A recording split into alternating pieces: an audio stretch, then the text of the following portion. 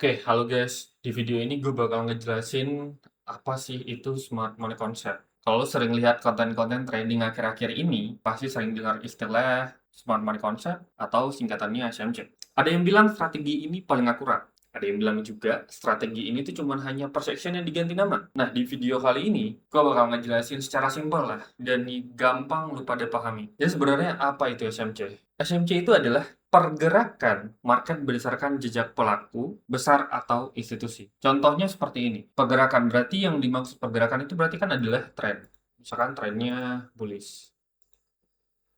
Oke. Nah, inilah yang dinamakan dengan pergerakan. Pergerakan harga dia naik, lalu dia mengalami penurunan juga. Nah, ini bearish. Lalu dia ranging. Nah, ini adalah semua ini adalah pergerakan harga.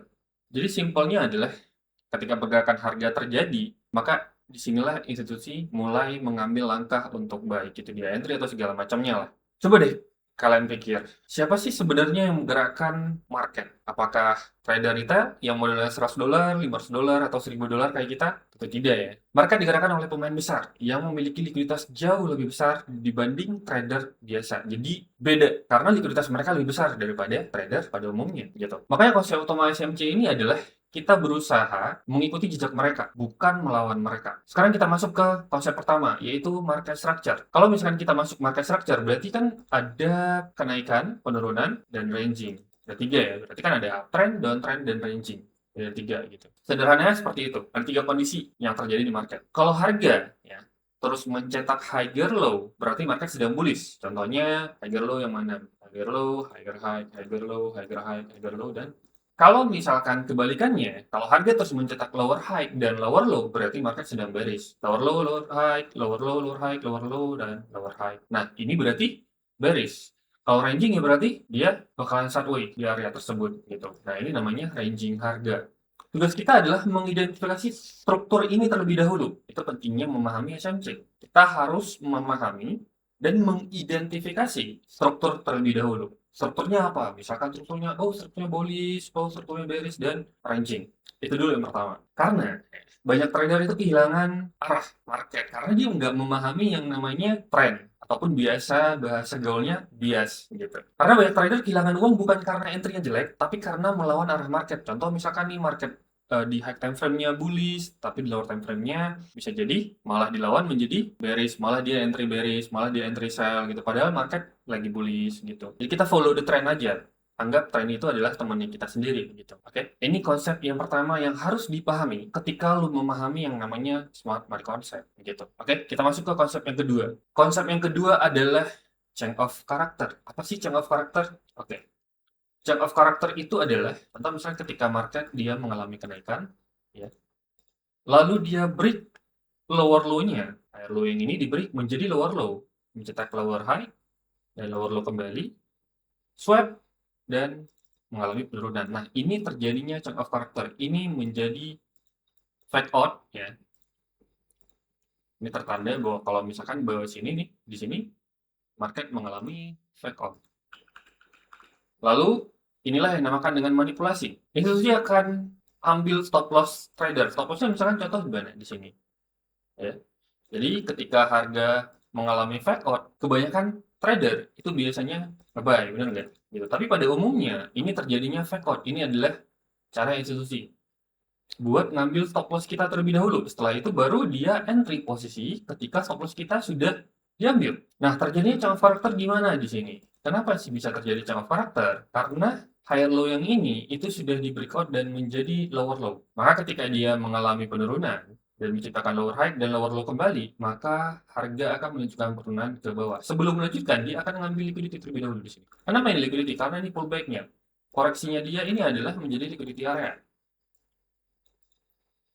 Nah, ini juga sama, akan mengambil stop loss terlebih dahulu baru melanjutkan penurunan ke bawah. Simpelnya seperti itu. Sama juga kalau misalkan bullish sama saja. Jadi tidak ada perbedaan.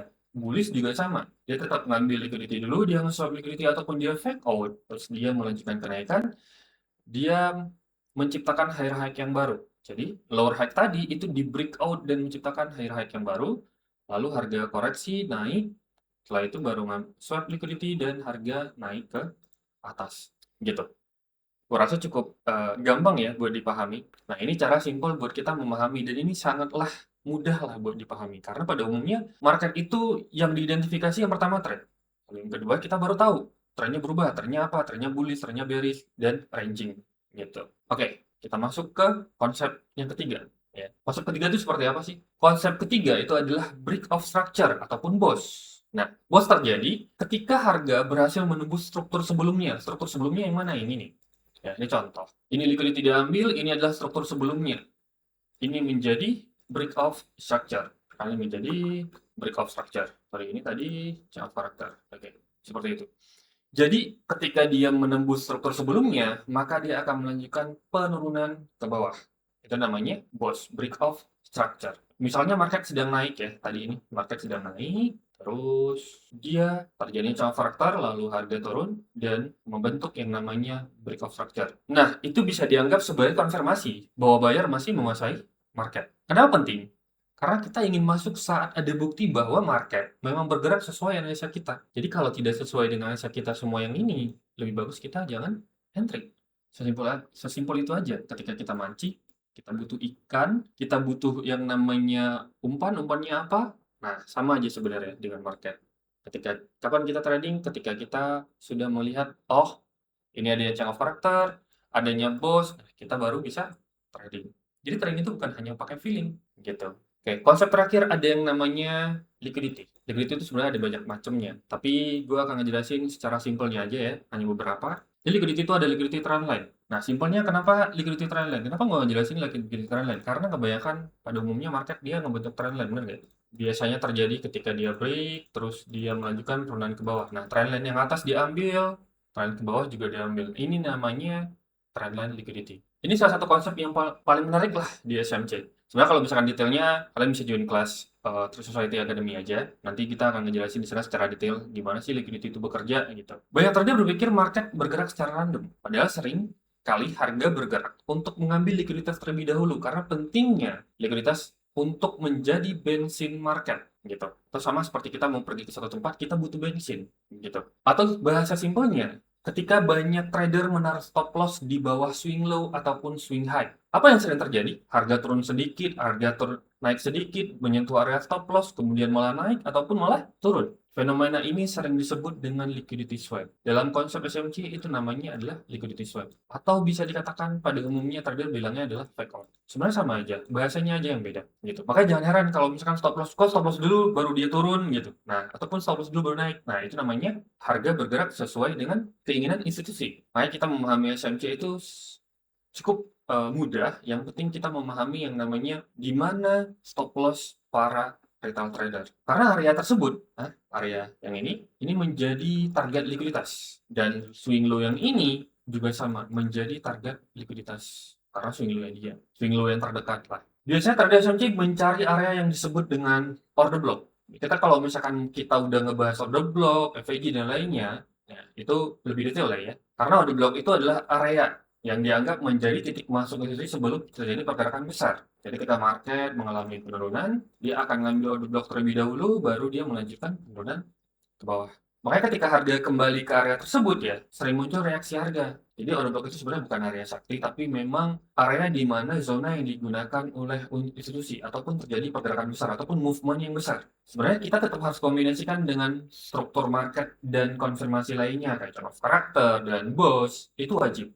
Nah, kesalahan terbesar trader pemula ketika belajar SMC adalah terlalu fokus menggambar banyak garis ataupun terlalu banyak indikator yang digunakan dan akhirnya bingung. Chart penuh coretan, terus pusing sendiri, mau entry di mana dan lainnya. Order block ada di mana-mana, tandain semua order block, liquidity ada di mana-mana, sampai akhirnya malah bingung sendiri gitu. Jadi sebenarnya kalau misalkan kita memahami yang namanya SMC secara simple, kita bisa tahu yang karena yang paling penting itu adalah bias ataupun tren, ya trennya apa, kita follow aja, kita berteman aja sama dia. Terus baru ada konfirmasi jangka karakter ataupun BOS, baru kita entry. Target selanjutnya berarti adalah target liquidity, swing low ataupun swing high yang terdekat. Soalnya inti SMC itu sebenarnya sederhana ya. Pertama lihat struktur market, kedua cari area likuiditas, ketiga tunggu harga kembali ke area penting, ke tempat, tunggu konfirmasi sebelum entry. Ya konfirmasi yang tadi yang kita bahas, konfirmasi yang ini. Jadi kalau lu baru belajar SMC, jangan langsung lompat ke konsep yang rumit. Kuasai dulu market structure, BOS, liquidity, dan order block. Karena 4 hal inilah fondasi yang paling penting. Kalau fondasinya kuat, konsep esensial lainnya bakal jauh lebih mudah dipahami. Jadi sebenarnya yang paling penting yang dipahami itu adalah tadi 4. Tapi menurut gua, lu cuman hanya butuh tahu trennya dulu yang pertama. Baru yang kedua, konfirmasi. Konfirmasi apa aja? Misalnya faktor BOS, maka liquidity akan mengikuti, akan dituju sesuai dengan konfirmasi dari channel faktor dan BOS. Kalau order block itu kan sebenarnya zona. Simpelnya seperti itu. Kalau kalian suka video ini, jangan lupa subscribe YouTube Trade Society dan Instagram Trade Society yang lainnya. Kalau misalkan kalian ingin belajar lebih detail, itu bisa join Trade Society Academy. Nanti linknya gue cantumin di bawah. Pesan dari gue adalah harus mau belajar. Karena ketika trading seperti ini, terjun di market harus belajar. Sama juga SD, SMP, SMA juga sama belajar. Jadi memang benar-benar harus benar-benar mau belajar. Oke, tunggu video selanjutnya dan see you. Bye-bye.